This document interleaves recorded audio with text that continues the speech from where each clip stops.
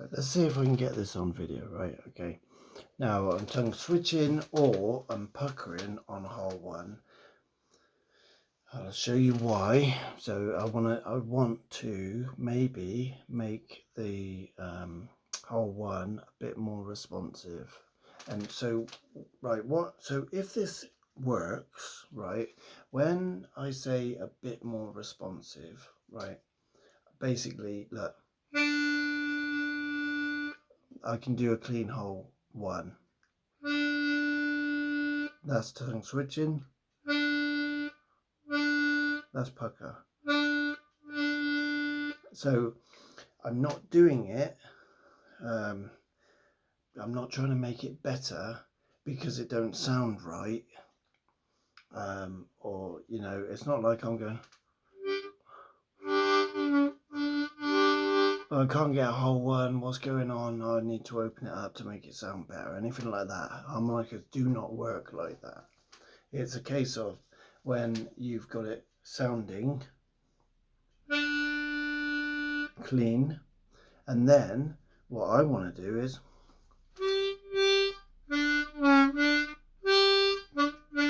right, that's the 12th bar in one of Tomlin's lessons in the school. So I'm not gonna give the tab. What I'm saying is that's what one draw, bend, and then unbend. So that's why I'm thinking, right there I'm puckering. Tongue block.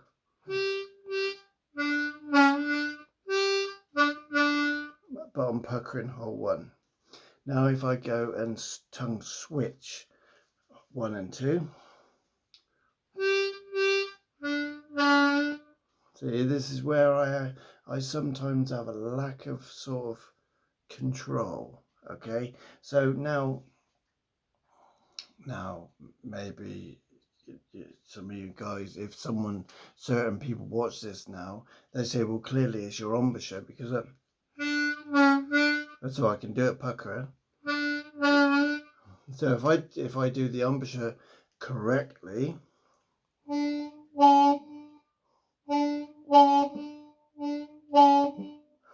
you hear when I come on? So I guess I'm struggling to release the bend. This is when I'm tongue blocking with the switch. So that is unbend, bend, unbend.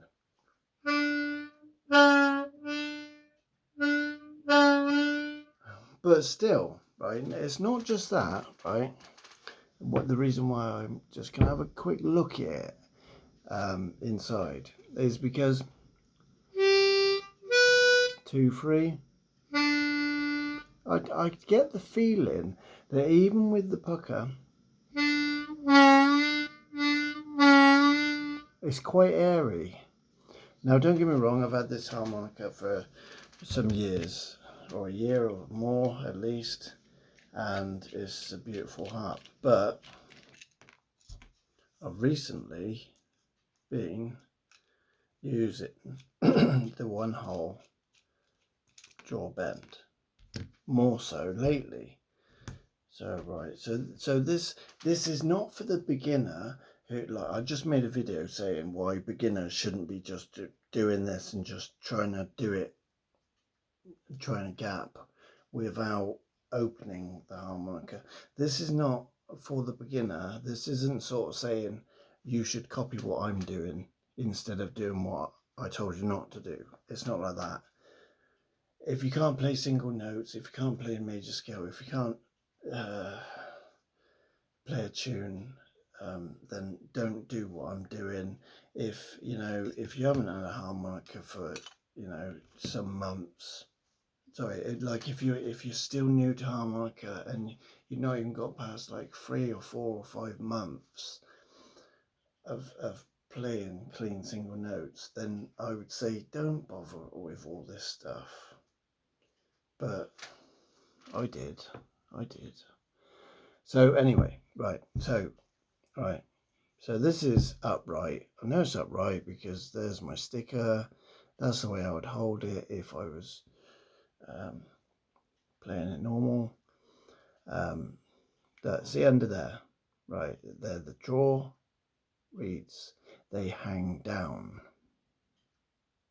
Yeah, you get one of your harmonicas. If you're in this sort of like just starting to sort of have a look at these things, maybe you got a muffled reed or something, and you're just starting, then yeah, take photos. Get a marker pen, right on the top,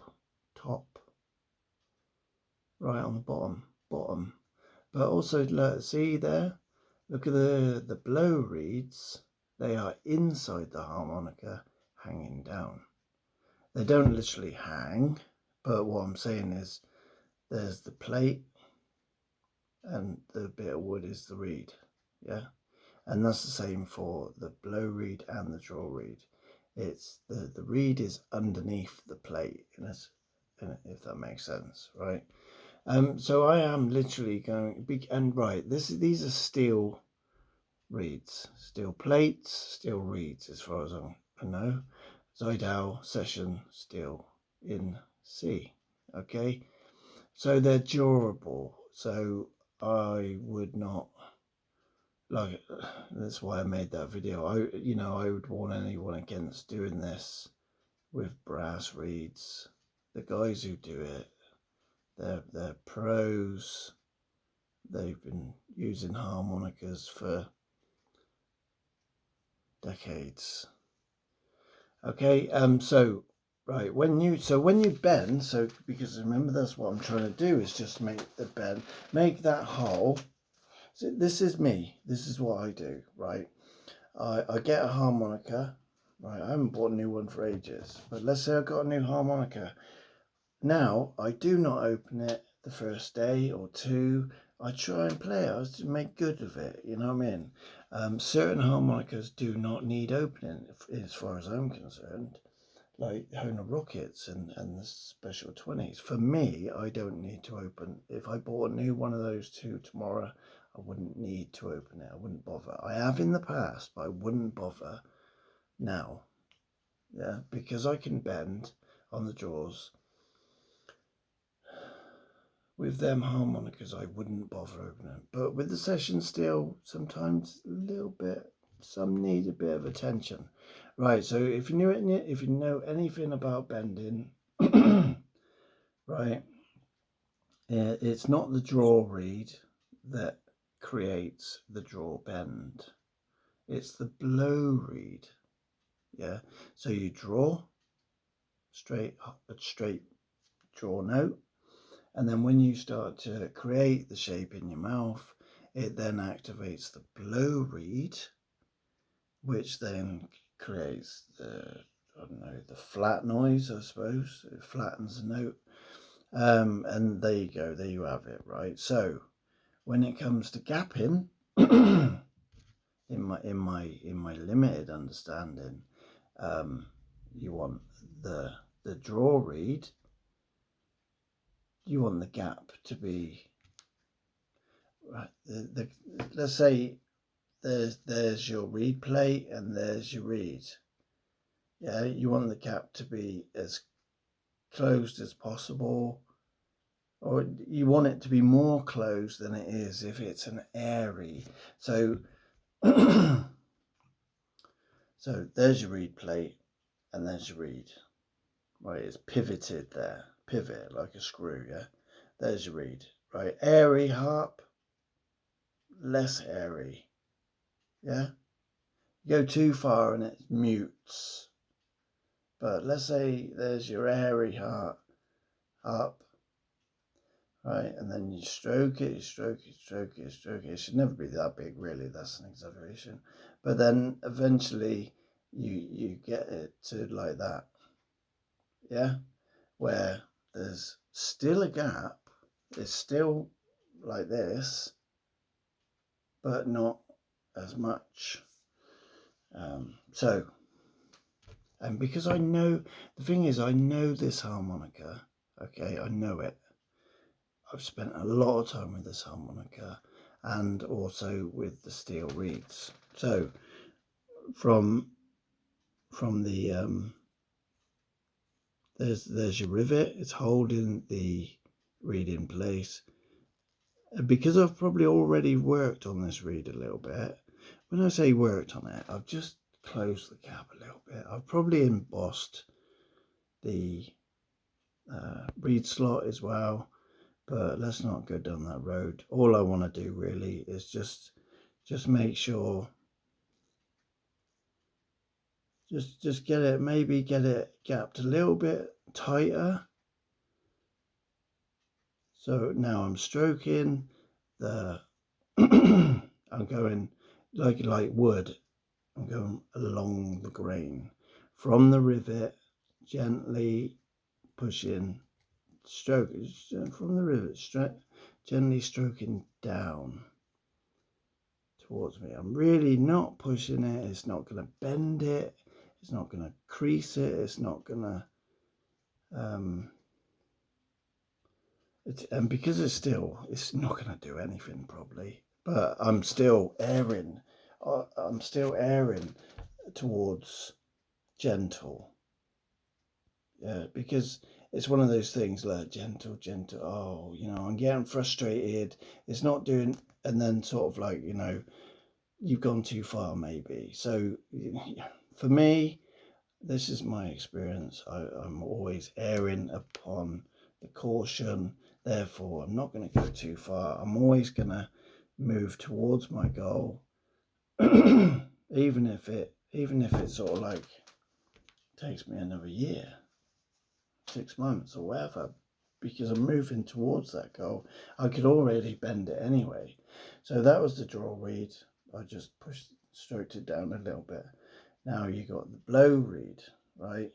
Now I'm sort of doing a bit of a no-no in some senses of the word, really, because what I could be doing is taking the reed plate out, taking it all apart. But because I know the harmonica and I know what work has been done on it and I know what I want to achieve, it's just a sort of like, is it a little bit airy? Is it a little bit?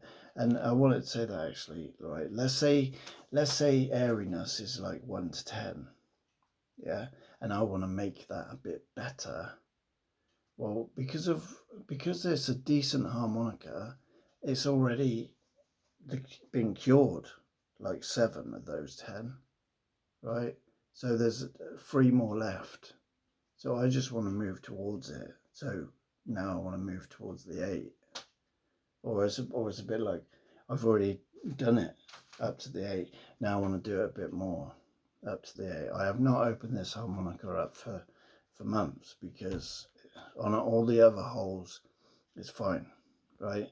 So what you could do now, because I've been stroking that draw reed on hole 1, is just check it. If it was like muted, if you like this and it's not playing, then you got to sort of go back, and that's why I say I err upon caution, moving towards where I want to go, right? But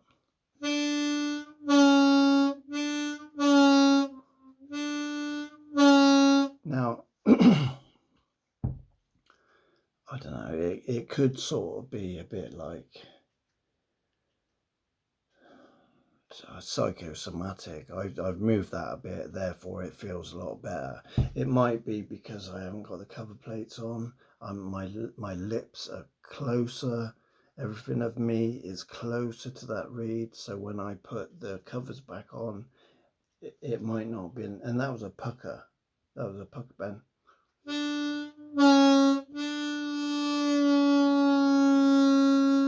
And it's very intentional. Yeah. I would never play it musically without the cover plates on, so I'm going to have to wait until I got the cover plates on. But the draw The draw reed is fine. It's healthy. It's working. Nothing's wrong. I haven't broken it. I've just gently stroked it towards the goal. All right. But now I'm sort of doing that sort of almost like no, especially for beginners. Don't do it. I'm not saying I'm a pro. Oh, look at me, I can do this. Well, all I'm saying is I know the harmonica. I know how much I can do this. And then I'm going to go really gentle. And so what I'm doing now, right, is I'm going in hole 1 and I'm pushing the reed up. But yeah. Because don't forget the blow reeds are hanging down inside, so in order to close that gap a bit, I'm pushing it up. Pushing it up is not the right terminology. Again, I'm going to gently stroke it, yeah, towards that, you know, again, the rivet is at this end, so inside I'm doing this, but I'm doing it upwards. Yeah, and I'm literally, it's the amount I'm doing it is like none 0.5 or whatever, because I'm erring upon the side of caution. Yeah, and I've already, when I did that bend, it was like, wow, that certainly sounds better. But right, I'm blowing it to find out if I've muted it, I've gone too far, which I know I hadn't, but I'm just telling you the process. Now I'm going to bend, draw and bend.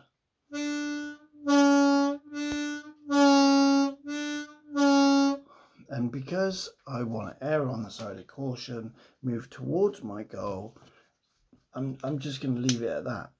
Right? I'm not in any rush to break this thing. I'm not in any rush, right, to get a better bend, in a sense.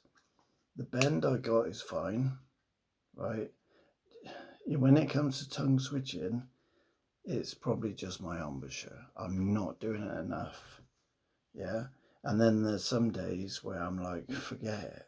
I just pucker hole 1. Who really cares?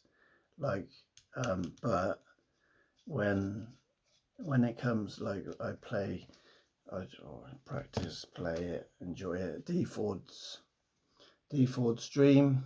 Joe Flisco sells a song study for it on his website, and in that it's cordial and it's tongue slap, tongue switch, and that is different because it's rhythmic, it's fun, and there isn't a bend on hole 1. It's just like this. Yeah, I've got a video on it. He's got videos on it. There's lots of videos on it, and it's not like really quick neither. It's just, well, it does get a bit quick, but still, like I said, it's there's no bends on hole 1. So what I'm getting at is it's okay to pucker hole 1 if you need to.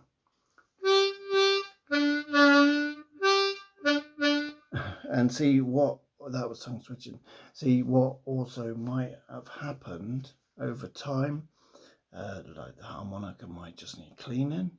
Someone mentioned the other day that it can get so much spit on it sometimes that it can change the pitch or tone, because it might weigh it down or something. I don't know. I've never seen loads of spit on a harmonica to that extent, but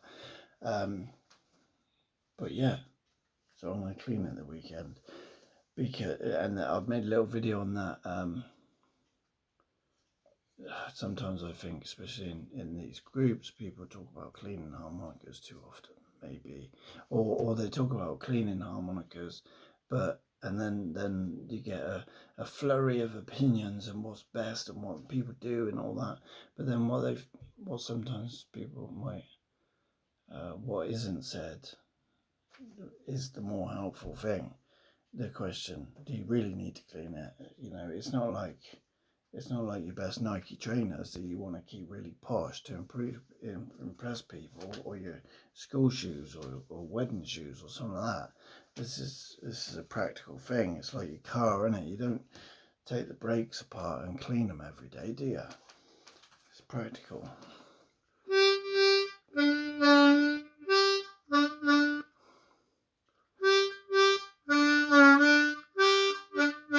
That's a bit of puckering and a bit of switching. Anyway, I hope that video helped. I'm just sharing the process that I'm going through. Is it any better?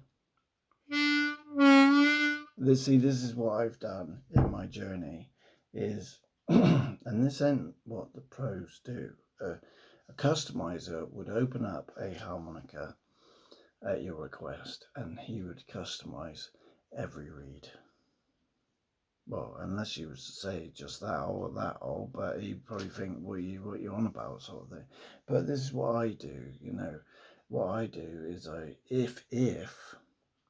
well, what I used to do, I suppose, I get a harmonica, open it up, work on holes 3 and 2 and 4 and maybe a bit of 1, but what I'm doing in this video is more sort of fine tuning. Like I said, the harmonica's great, so it's already at number 7.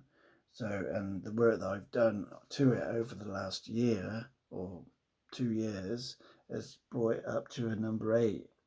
And now what I've just done is I'm moving towards number 9, if that makes sense. I'm just trying to give a sort of a measurement of how much change I believe one wants to make. You know what I mean? Like I bought a custom harmonica from Bouman. It's a 1847 classic, and it's like it's like getting a classic, but then making quite big changes to it, if you know what I mean. So it's very responsive and sensitive. Yeah, his goal, if he's teaching, his goal is to help people get to a place where they play gently yet make big noise. Do you know what I mean? So I'm still rough around the edges. So my goal is to move towards those little steps. Yeah, there's no rush. I've done all that rushing around. I've done all that opening every harmonica, and it's sort of, it don't pay really. Do you know what I mean? It don't pay because I've got too many harmonicas, and now I don't know what I've done to them all. If you know what I mean. There ain't nothing wrong with them, but I haven't sort of recorded the journey as such. They all work fine. There's nothing wrong, if you get what I'm saying.